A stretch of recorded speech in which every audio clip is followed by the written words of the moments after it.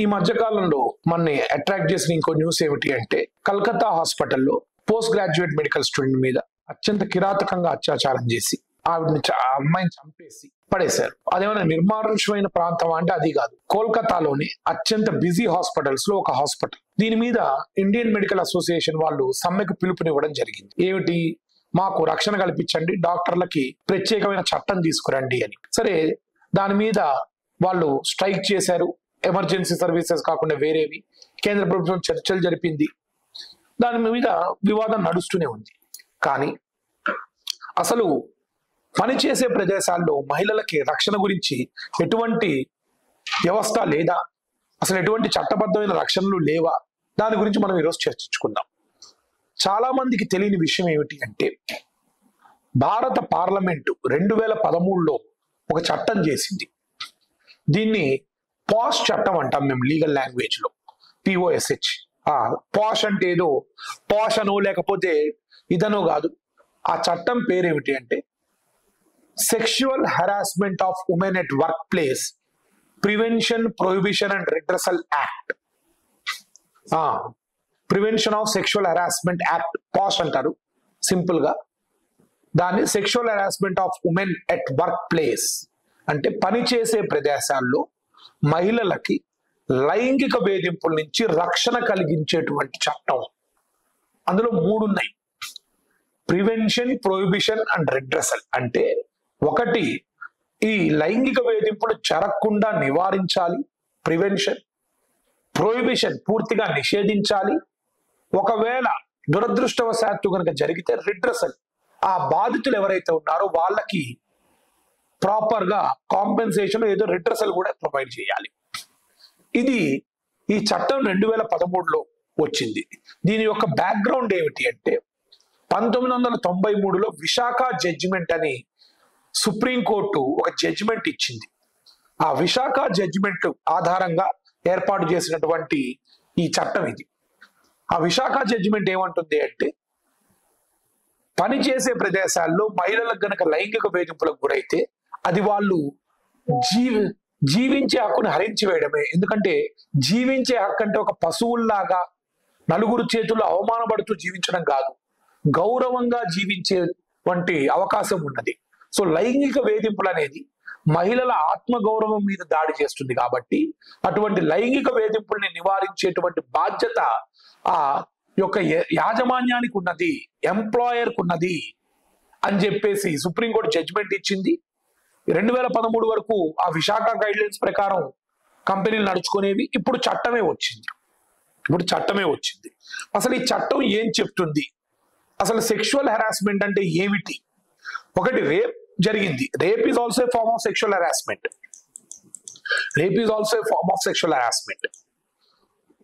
అసలు ఈ చట్టం కనుక మీరు ఓపెన్ చేసి చదివినట్టయితే ప్రతి చట్టం కూడా ఆబ్జెక్టివ్స్ ఆఫ్ ద యాక్ట్ అని చెప్పి ఉంటుంది. అంటే ఆ చట్టం ఏర్పాటు చేయడానికి ఉద్దేశాలు ఏమిటి, పార్లమెంట్ ఏ ఉద్దేశంతో ఆ చట్టాలను ఏర్పాటు చేసింది అన్నది వాళ్ళు రాస్తారు. మీరు కనుక చూసినట్టయితే ఆ చట్టం ఏం చెప్తుంది అంటే this act is to provide protection against the sexual harassment of women at work place and for the prevention and redressal of complaints of sexual harassment and for matters connected. మహిళలకి పనిచేసే ప్రదేశాల్లో లైంగిక వేధింపుల నుంచి రక్షణ కల్పించడానికి చట్టం చేశాం అని వాళ్ళు ఇంకో మాట అంటారు. లైంగిక వేధింపులు అన్నవి మహిళల మీద కొనసాగిస్తే భారత రాజ్యాంగంలోని అధికరణ 14, 15, 21 ఉల్లంఘన జరిగినట్టు. అధికరణ 14 ఏమిటి అంటే సమానత్వ హక్కులు, equality before law and equal application of law. పురుషులకు లైంగిక వేధింపులు జరగవా అంటే చాలా తక్కువ. నాకు బాగా గుర్తు, నేను లా కాలేజీలో చేరిన కొత్తల్లో ఉడుకు రక్తంలో ఈ మహిళలకి ప్రత్యేకమైన చట్టాల గురించి జరిగినప్పుడు మా ప్రొఫెసర్ గారితో ఒకసారి అడిగాను, సార్ అన్ని ప్రత్యేక హక్కులు ప్రత్యేక చట్టాలు మహిళలకేనా, పురుషులకేం ఉండవా అని. ఉడుకు రక్తంతో ఆయన ఒక సమాధానం చెప్పారు. ఏవయ్యా, పేపర్ తిరగజేస్తే వరకట్నం ఇవ్వలేదని చీరకు నిప్పండుకొని మహిళ మృతి అని చదువుతాను తప్ప లుంగికి నిప్పండుకొని పురుషుడు మృతి అని ఎప్పుడు చదవం. ఆ చదివిన రోజు నాడు నువ్వు మాట్లాడు నాతో అన్నారు. ఇప్పటి వరకు నేను మళ్ళీ ఇంతో మాట్లాడాలి ఆ విషయం గురించి. కాబట్టి ఆర్టికల్ 15 ఇదేమిటి అంటే ఏ వ్యక్తిని కూడా కొన్ని కారణాల మీద ఎక్కడా కూడా విపక్షకు గురి చేయకూడదు. సో మహిళలకి సెక్షువల్ హెరాస్మెంట్ అనేది లింగ విపక్ష కిందకు వస్తుంది. ఆర్టికల్ 21 జీవించే మీకు చెప్పాను, విశాఖ జడ్జిమెంట్ సుప్రీంకోర్టు అంది జీవించడం అంటే పశువుల్లాగా కాదు, గౌరవంతో జీవించాలి అని. ఈ చట్టం ఏం చెప్తుంది అంటే ఇది 2013లోకి వచ్చింది. ఈ చట్టం ఏం చెప్తున్నది అంటే ఎక్కడైతే వర్క్ ప్లేస్ అనేది ఉందో ఆ వర్క్ ప్లేస్ లో సెక్షువల్ హెరాస్మెంట్ నుంచి కాపాడాల్సిన బాధ్యత ఆ యొక్క వర్క్ ప్లేస్ ఉంది. ఏమిటి వర్క్ ప్లేస్ అంటే ఏమిటి?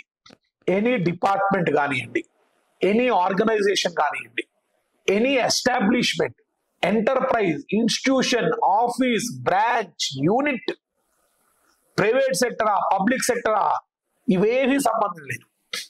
వర్క్ ప్లేస్ డెఫినేషన్ లో నర్సింగ్ హోమ్స్, హాస్పిటల్స్ కూడా కవర్ అయినాయి. అందుకే కోల్కతా రేప్ కేసు గురించి మొదలుపెట్టి సెక్షువల్ హెరాస్మెంట్కి ఎందుకు వెళ్ళారంటే హాస్పిటల్స్ ఆల్రెడీ కవర్డ్. హాస్పిటల్ యాజమాన్యాలు తగిన చర్యలు తీసుకోవాలి సెక్షువల్ హెరాస్మెంట్ జరగకుండా. అది వాళ్ళు ఫెయిల్ అయ్యారు, దాని గురించి ఎవరో మాట్లాడట్లా. ఇంకో కొత్త చట్టం గురించి చట్టాలు ఏర్పడ్డంత మాత్రం రక్షణ ఉండదు, వాటిని అమలు చేసే వ్యవస్థ ఉండాలి. Making a law is not sufficient, it's implementation is crux. మీరు సర్ప్రైజ్ అవ్వచ్చు, మన ఇంట్లో కనుక ఎవరైనా మహిళలు పనిచేసినట్టయితే అంటే పని మనుషులు, అది కూడా వర్క్ ప్లేస్ కిందకే వస్తుంది. పాష్ చాలా మందికి తెలియదు. మా ఇంట్లో సార్ ఇది ఆఫీస్ కాదు సార్ అంటే కుదరదు, తీసుకెళ్లి బొక్కలో దోస్తారు. కాకపోతే ఏంటంటే మన దేశంలో దౌర్భాగ్యం, దీని మీద అవగాహన లేదు చాలా మందికి. ఇళ్లల్లో పనిచేసే పని మనుషులు కూడా ఈ చట్టంతో కవర్ అయ్యారు. Yes, work place includes section 2(o) of the POSH act a dwelling place or a house. అంటే నివాసపు యోగ్యమైనటువంటి ప్రదేశం లేదా ఒక ఇల్లు, అది కూడా వర్క్ ప్లేస్ కిందకే వస్తుంది. కాబట్టి మీరు ఎవరైనా మహిళల్ని కనుక ఇంట్లో పని వాళ్ళగా అయితే నన్ను పెట్టుకుంటే, వాళ్ళని కనుక సెక్షువల్ హెరాస్మెంట్ చేస్తే మీకు కూడా బాధ్యత ఉంది. సెక్షువల్ హెరాస్మెంట్ అంటే ఏమిటి? సెక్షువల్ హెరాస్మెంట్ డెఫినేషన్ ఏం చెప్తుంది అంటే ఈ చట్టం, which includes one or more of the following unwelcome acts or behaviors. అంటే మహిళలు ఏదైతే స్వాగతించని వంటి చర్యలు ఏవైతే ఉన్నాయో, అంటే ఇక్కడ గుర్తుపెట్టుకోవాలి, వాళ్ళు స్వాగతించని, వాళ్ళని డిస్కంఫర్ట్ లో పెట్టేవి ఏమేమిటి? Physical contact and advances. అంటే మీరు వాళ్ళని శారీరకంగా తగలడం కానీ లేదా శారీరకంగా అడ్వాన్సెస్ చేయడం కానీ. ఏ demand or request for sexual favours, వాళ్ళ మీద అత్యాచారం చేయకల్లా, నువ్వు పని చేయాలంటే ఇక్కడ నాకు సెక్షువల్ ఫేవర్ ఇవ్వాలి అని అడిగినా సరే, డిమాండ్ చేసినా సరే, రిక్వెస్ట్ చేసినా సరే. మేకింగ్ సెక్షువల్లీ కలర్డ్ రిమార్క్స్ అంటే లైంగిక పరంగా ఉన్నటువంటి లోడెడ్ అయినటువంటి comments. Hey sexy, they come under this sexual harassment. అదే సినిమాలో అంటాడు పెట్టలాడుతుంది అని. These are called as sexually coloured remarks showing pornography. వాళ్ళకు కనిపించేట్టుగా పోర్న్ సినిమాలు, బూత్ సినిమాలు ప్రదర్శన. Any other unwelcome physical, verbal or non verbal contact. అంటే ఫిజికల్ గా కానీ, వర్బల్ గా అంటే మాటపూర్వకంగా కానీ, లేదా నాన్ వర్బల్ కాంటాక్ట్ చాతపూర్వకంగా కానీ సెక్షువల్ నేచర్ ఉన్నవైతే, అంటే కొంతమంది ఏం చేస్తారంటే వాళ్ళ ప్రైవేట్ పార్ట్స్ కనిపించేట్టుగా పెడతారు, దరిద్రం. They all come under the sexual harassment. They all come under the sexual harassment.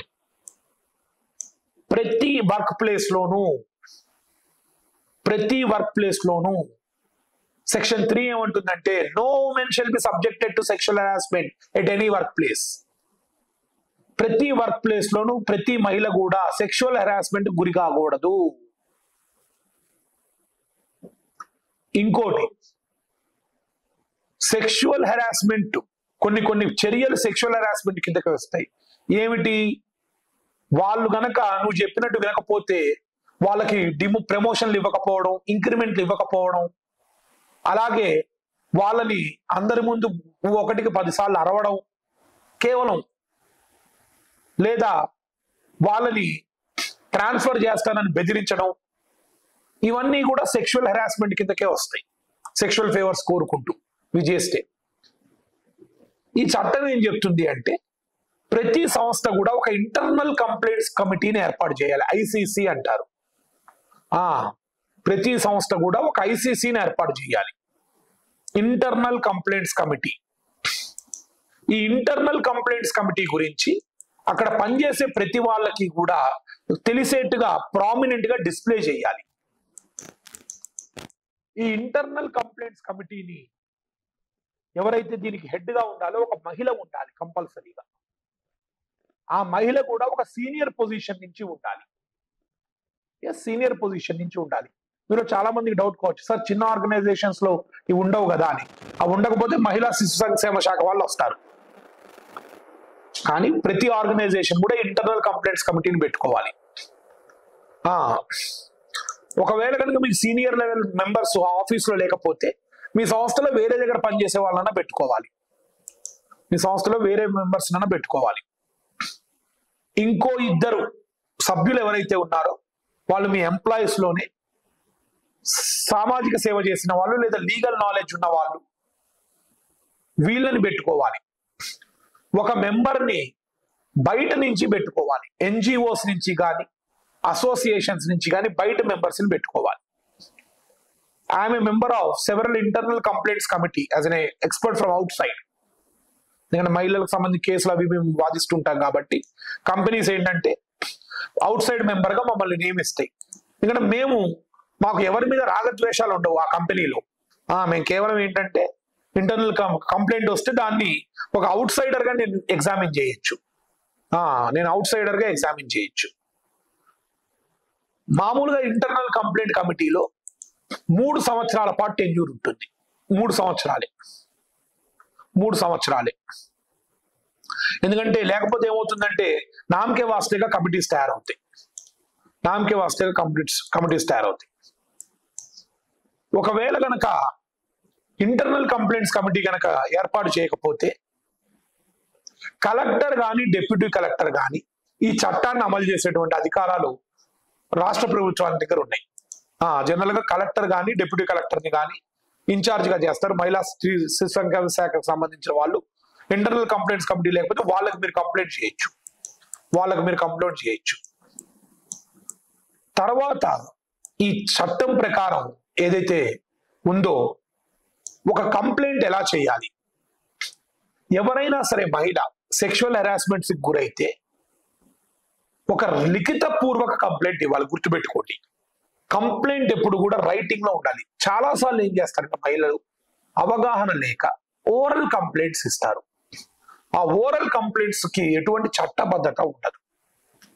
ఎందుకంటే మన దేశంలో ఇప్పటికీ ఉన్నటువంటి ఒక దౌర్భాగ్యపు పరిస్థితి ఏమిటి అంటే ఎవరన్నా మహిళ సెక్షువల్ హెరాస్మెంట్ కి గురైతే ఆ సెక్షువల్ హెరాస్మెంట్ చేసిన వాడో లేకపోతే ఆ లైంగిక దాడి చేసిన వాడో అనకుండా ఈ అమ్మాయిది ఏమైనా తప్పు ఉంది, అర్ధరాత్రి పూట ఈ అమ్మాయి బయటికి ఎందుకు వెళ్ళింది, ఈ అమ్మాయి ఏమన్నా రెచ్చగొట్టే బట్టలు వేసుకుందా, అరే వేసుకుంటే మాత్రం నువ్వు చెయ్యాలా, అట్లా మనం ప్రశ్నించాం. ఎంతసేపటికి మహిళలే తప్పన్నట్టుగా మాట్లాడతాం. లేదా పెళ్ళైన మహిళలకు కనుక గురైతే వాళ్ళు ఏం చేస్తారంటే ఇంట్లో భర్తలు మానేయమంటారు ఉద్యోగాలు. నేను చాలాసార్లు చూస్తుంటాం. మేము అడుగుతాం, ఎందుకమ్మా మరి ఇన్ని రోజుల నుంచి నువ్వు ఈ సెక్షువల్ హెరాస్మెంట్ గురైతుంటే ఎందుకు నువ్వు చెప్పట్లేదు అంటే ఏం చేయమంటారు సార్, ఇంట్లో చెప్తే మా ఆయన ఉద్యోగం మానిపించేస్తాడు, ఇల్లు ఎలా నడుస్తుంది ఒక జీతంతో, వాళ్ళ కంపల్షన్స్ ఉంటాయి వాళ్ళకి. సో అందుకనే ఇన్ రైటింగ్ ఇవ్వాలి కంప్లైంట్. కానీ ఇన్ రైటింగ్ అనే దానికి కాంటాక్ట్ లేదు. ఎవరికి ఇవ్వాలి? ఇంటర్నల్ కంప్లైంట్స్ కమిటీ ఉంటే ఇంటర్నల్ కంప్లైంట్స్ కమిటీకి ఇవ్వాలి. లేదా ఎవరైతే జిల్లా అధికారి ఉంటారో ఆ జిల్లా అధికారి కింద ఒక లోకల్ కమిటీ అని ఉంటుంది, దానికన్నా ఇవ్వాలి. చెప్పా కదా, మహిళా శిశు సంక్షేమ శాఖ వాళ్ళ కింద ఉంటుంది. అది మీరు సెర్చ్ చేస్తే దొరికిపోతుంది. మీరు పనిచేసేటువంటి జిల్లా ఎక్కడైనా ఉంటే మీరు సెర్చ్ చేసుకుంటే మీకు ఈజీగా దొరికిపోతుంది. ఇంటర్నల్ కంప్లైంట్స్ కమిటీ ఉంటే మరీ మంచిది మీ ఆర్గనైజేషన్ లో కనుక. ఈ చట్టం ఏం చెప్తుంది అంటే, ఎందుకంటే ఒక ఇబ్బంది ఏమొస్తుంది అంటే ఒక్కొక్కసారి అది వాస్తవం కూడా, కొన్నిసార్లు ఏమవుతాయంటే సెక్షువల్ హెరాస్మెంట్ లేకపోయినా కేవలం పని ప్రదేశాల్లో ఉండే రాజకీయాల వల్ల కొన్ని కంప్లైంట్స్ ఫైల్ అవుతుంటాయి. అవి కూడా వాస్తవాలు. ఎందుకంటే మేము ఇంటర్నల్ కంప్లైంట్స్ కమిటీ మెంబర్గా మేము కూర్చున్నప్పుడు నాకు ఇది ఒక పెద్ద ప్రాబ్లం అవుతుంది. ఆ సెక్షువల్ హెరాస్మెంట్ ఎలిగేషన్స్ ఫేస్ చేసేటువంటి వ్యక్తి ఎవరు జనరల్ గా సీనియర్ లెవెల్లో ఉంటారు. ఇక్కడ కొలీగ్స్ ఎవరు చేయరు. ఇవి సబార్డినేట్ ఉంటే వాడు సీనియర్ అప్పుడే కుదురుతుంది. నీ తోటి వాళ్ళు చేస్తే వాళ్ళు బూటించుకుని అంటారు. సీనియర్ లెవెల్లో వాళ్ళు ఏమంటారంటే, లేదు సార్ ఆ అమ్మాయి పని చేయదు, పని దొంగ, పని చేయమని చెప్పి పరిచయం, అందుకే నా మీద దొంగ కంప్లైంట్ ఇచ్చింది అంటాడు. ఎవరిది నిజం? ఎందుకంటే చాలా సార్లు వీటికి సాక్ష్యాలు ఉండవు. ఇవి క్రిమినల్ కేసులు కాదు. ఇప్పుడు సీసీటీవీ ఉంటుంది, వీడు నన్ను అమరా బూతులు తిట్టాడు సార్ అంటుంది. సార్ నేను బూతులు తిట్టలేదు, కేవలం పని చేయలేదని అరిచాను అంటాడు. మనకు తెలియదు అది. అందుకే ఈ చట్టం ఏం చెప్తుందంటే, ఎప్పుడైనా సరే ఒక కంప్లైంట్ కనుక వస్తే అగ్రైవ్డ్ ఉమెన్ ద్వారా ఈ విషయాన్ని మీరు కన్సిలియేషన్ ద్వారా, అంటే ఒక చర్చల ద్వారా పరిష్కరించడానికి ప్రయత్నం చేయండి అంటుంది. చట్టమే చెప్తుంది కన్సిలియేషన్ చేయమని. కానీ ఒకటి గుర్తుపెట్టుకోవాలి, చట్టం ఏం చెప్తుందంటే మానిటరీ సెటిల్మెంట్ అనేది ఉండకూడదు. అంటే డబ్బులు ఇచ్చి సెటిల్ చేసుకోకూడదు. ఒక్కొక్కసారి ఏమవుతుందంటే అపోహ వల్ల కూడా కంప్లైంట్స్ ఇస్తారు. లేదా ఈ చట్టం మీద అవగాహన లేక ఎప్పుడు కొంతమంది ఉంటారు, నేను చూస్తూ ఉంటా, వాడికి ఉద్దేశం ఉండదు కానీ వాళ్ళకి నోరు తెరిస్తే ఏంటంటే కొన్ని రకాలైనటువంటి సెక్షువల్లీ లోడెడ్ వర్డ్స్ లేదా బూతులు వచ్చేస్తాయి, వాళ్ళకి ప్రవాహంలాగా వస్తాయి. అదే సినిమాలో కోటా శ్రీనివాసరావు గారు నోరు తెరిస్తే బూతు బూతు అని వస్తుంటుంది డైలాగ్. అతను చూసి పిల్లాడు చేస్తాడు, నరేష్ అనుకుంటా హీరో, పిచ్చి కొట్టుడు కొడతాడు కొడుకుని, మాస్టర్ని పట్టుకురా అంటాడు. కొట్టాల్సింది నేను కొడుకుని కాదు, నేను కొట్టాలా, నువ్వు బూతులు మాట్లాడితే నీ కొడుకు అదే మాట్లాడుతున్నాడంటే అంటాడు. ఏం చేయాలి పంతులు, నాకు బూతులు లేదా మాట రాదు అంటే, బూతు వచ్చినప్పుడల్లా చెంబు తప్పాలా ఇట్లా అని చెప్పమంటాడు. సినిమాలో చూడడానికి నవ్వు ఉంటుంది. నేను చాలా మందిని చూసా, వాళ్ళకి బూతులు ఆగవు, వాళ్ళకి చెడు ఉద్దేశం ఉండదు. కానీ లేడీస్ గా చాలా ఎంబ్రాసింగ్ గా ఉంటుంది. వాళ్ళు ఏమనుకుంటారంటే ఇది సెక్షువల్ హెరాస్మెంట్ అనుకుంటారు. ఇక్కడ అపోహలు ఉంటాయి. సో ఈ అపోహలు దూరం చేసే ప్రయత్నం చేయాలి కన్సిలియేషన్ కమిటీ. దాంట్లో మాకు అంతే జరిగింది.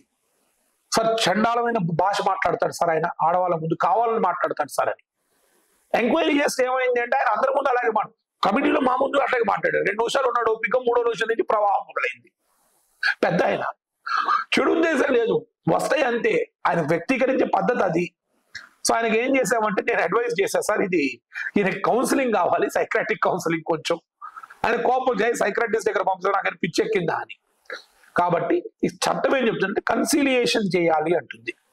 సో ఈ కన్సిలియేషన్ చేసినప్పుడు వాళ్ళు దాన్ని సెటిల్మెంట్ రాసి, ఆ సెటిల్మెంట్ ని సంస్థ యాజమాన్యానికి కానీ లేదా district collector, internal complaints committee ఉంటే సంస్థ యాజమాన్యానికి పంపాలి, లేదా డిస్ట్రిక్ట్ కలెక్టర్కి పంపాలి. పంపితే వాళ్ళు దాని మీద చర్య తీసుకొని కేసు క్లోజ్ చేస్తారు. ఎప్పుడైతే సెటిల్మెంట్ ఏదైతే కన్సిలియేషన్ కుదరదో వాళ్ళు అప్పుడు దాన్ని ఇన్వెస్టిగేట్ చేసి 509 of Indian penal code, outraging the modesty of women, IPC 509. ఇప్పుడు భారతీయ న్యాయ సంహితలో వేరే సెక్షన్. సో ఐపీసీ 509 కింద కేసు బుక్ చేయాలని ఈ సెక్షన్ చెప్తున్నది. సంస్థ యాజమాన్యం ఆ చర్యలు తీసుకోవాలి. ఇంకోటి ఏం చెప్తుందంటే, ఎప్పుడైతే లిఖిత పూర్వకంగా కంప్లైంట్ వస్తుందో ఆ సంస్థ ఏదైతే ఉందో, ఎవరైతే వ్యక్తి అతని మీద వస్తుందో అతన్ని, ఈ విక్టిమ్ ని ఇన్ఫ్లుయెన్స్ చేయకుండా చర్యలు తీసుకోవాలి. అవసరమైతే 3 నెలల పాటు ఆ విక్టిమ్ కి లీవ్ ఇవ్వాలి, పెయిడ్ లీవ్ ఇవ్వాలి. అవసరమైతే ఆ విక్టిమ్ ని ట్రాన్స్ఫర్ చేయాలి అక్కడి నుంచి, ఆ ఇంటర్నల్ ఇన్వెస్టిగేషన్ జరిగే వరకు. ఈ చట్టంలో ఉన్నటువంటి ఒక లేకున ఏమిటి అంటే, ఒకవేళ ఆ కంప్లైంట్ ఇచ్చింది గనక ఒక ఫాల్స్ కంప్లైంట్ అని తేలితే ఆ ఇచ్చిన వ్యక్తి మీద చర్యలు తీసుకోమంటుంది. దాంతో చాలాసార్లు మహిళలు ఏంటంటే భయపడతారు, కంప్లైంట్ ఇవ్వడానికి భయపడతారు. రెండోది, ఈ చట్టం ఇంకేం చెప్తుందంటే, పాస్ చట్టం, ఒకవేళ కనుక సెక్షువల్ హెరాస్మెంట్ కనుక నిజమైతే ఆ కంపెనీ ఏదైతే ఉందో ఆ సంస్థ మానిటరీ కాంపెన్సేషన్ ఇవ్వాలి. తన ఏదైతే ట్రామా ఇదంతా వెళ్ళిందో దానికి సంబంధించి మానిటరీ కాంపెన్సేషన్ ఇవ్వాలి. సో ఇక్కడ పీనల్ చర్యలు అంటూ ఏమీ లేవు ఈ చట్టంలో. ఎంతసేపటికి ఫైన్స్ పెనాల్టీసే తప్ప. ఈ చట్టం సెక్షన్ 19లో ప్రతి ఎంప్లాయర్ అంటే ప్రతి ఉద్యోగం ఇచ్చే ప్రతి వ్యక్తి కూడా అతనికి ఉన్నటువంటి డ్యూటీస్ ఏమిటి? మొట్టమొదటి డ్యూటీ, మీరు సర్ప్రైజ్ అవుతారు, provide a safe working environment at work place which will include safety from the persons coming in to contact at work place. ప్రతి ఉద్యోగి లేదా ప్రతి సంస్థ కూడా తన పనిచేసే ప్రదేశాలన్నీ, ఆ ప్రదేశాలకు వచ్చే వ్యక్తుల నుంచి మహిళా ఉద్యోగులకి రక్షణ కల్పించడానికి తగు చర్యలు తీసుకోవాలి. ఇప్పుడు చెప్పండి, ఈ చట్టం కనుక స్ట్రిక్ట్ గా అమలయ్యి ఉంటే కోల్కతా రేప్ కేసు లాంటివి జరిగి ఉండేదా? ఉన్న చట్టం అమలు చేయకపోవడం వల్లే జరిగింది అది. మళ్ళీ కొత్త చట్టం మన దేశంలో ఎంతసేపటికి ఏంటంటే ఏదైనా ఇన్సిడెంట్ జరిగితే కొత్త చట్టాలు అని చెప్పి అడుగుతాం. ఉన్న చట్టాలు ఏమవుతున్నాయో అమలు అవుతున్నాయో లేదా అని సరిగ్గా చూడం, మనం చూడం. సో అందుకనే ఒకవేళ గనక ఈ చట్టం సరిగ్గా గనక అమలు కాకపోతే ఆ యొక్క సంస్థ మీద పెనాల్టీ వేయచ్చు. ఎంత అంటే ఆ పెనాల్టీ మొట్టమొదటిసారిగా అయితే 50,000, మొట్టమొదటిసారిగా అయితే 50,000. అలాగే క్రిమినల్ కంప్లైంట్ గనక అయినట్టయితే అతనికి మామూలుగా మొట్టమొదటిసారి క్రిమినల్ కేసులో ఏదైతే శిక్ష పడుతుందో అంత శిక్ష ప్రొవైడ్ చేస్తారు, మాక్సిమం ప్రొవైడ్ చేయాలి. అంటే అవుట్ రేజింగ్ ద మోడెస్టీ ఉందనుకోండి 3 నెలలు అనుకోండి, 3 నెలల శిక్ష వేయాలి. రెండోసారి అయితే డబల్ చేయాలి ఫైన్ ని. అట్లా ఉంది. అతి ముఖ్యమైన ప్రొవిజన్ ఏంటంటే ఈ చట్టంలో ప్రతి సంస్థ కూడా ప్రతి సంవత్సరానికి ఒకసారి తమ ఎంప్లాయీస్ కి చట్టం మీద అవగాహన కల్పించే సదస్సులు నిర్వహించాలి. పెద్ద పెద్ద కంపెనీలు, సాఫ్ట్వేర్ కంపెనీలు తప్ప చాలా మటుకు కంపెనీలు, చిన్న మధ్య తరహా కంపెనీలు అసలు ఈ చట్టం గురించి పాటించవు. ఎందుకంటే అదొక ఖర్చు వాళ్ళకి, అదొక ఖర్చు. ఒక రోజు ఎంప్లాయీస్ ఒక హాఫ్ డే కూర్చోబెట్టాలి. అక్కడ ఏంటంటే మేము ఇంకా ఎలాబొరేట్ గా చెప్తాం ఈ చట్టం ఏమిటి, ఎవరి బాధ్యత ఏమిటి, ఇవన్నిటిని పాటించాలని చెప్పి చాలా మటుకు సంస్థలు ఈ చట్టాల్ని పాటించవు. చిన్న చట్టం కానీ మహిళలకు ఎంతో ఉపయోగపడే చట్టం.